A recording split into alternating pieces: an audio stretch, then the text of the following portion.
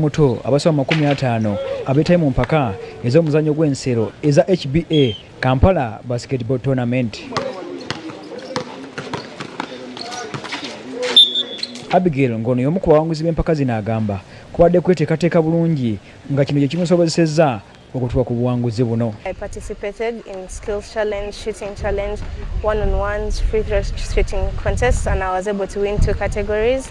I was disappointed with the other categories, but I have other chances to win the other games. Basketball is one of those sports, right? It builds character a little bit differently than other sports, because not only do you have to be conditioned and you have to be focused, but you also have to depend on the rest of your team. So it teaches you to manage to be around people and to also learn to be the support system for others. So you don't always have to be the star.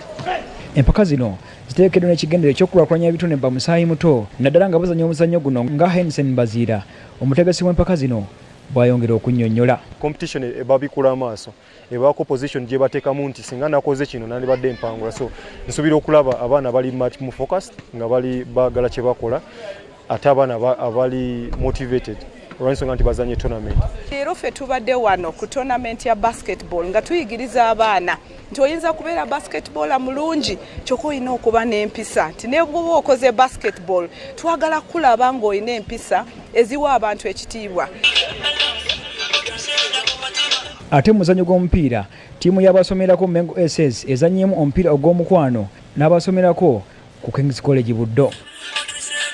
Oluganda twagala tuje ku level y'okubeera oluganda wala tuteekene mu bikolwa tweyongere okukwatagana era twewunya nga tulina reunion olulange tugatta ffenna wamu Mengo n'aba Buddo King's College. Kirungi era kya mukisa nnyo kuba nti olwaleero mbaddewo wano era nensobola okwegattako awamu ne bannamengo.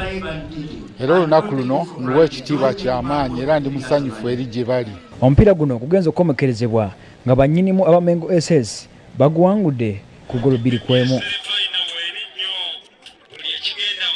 Nebaza Mengo mu kisaawe kino mwe nsambira omupiira ogwanyingiza emyaka 7 mu State Council, emyaka 3 n'ekitundu mu Express, emyaka 3 mu ttiimu y'eggwanga. Omupiira guno guteekeddwa n'ekigendero ky'okutumbula obumu wakati w'abazannyi abazannyira ku ttiimu zombi.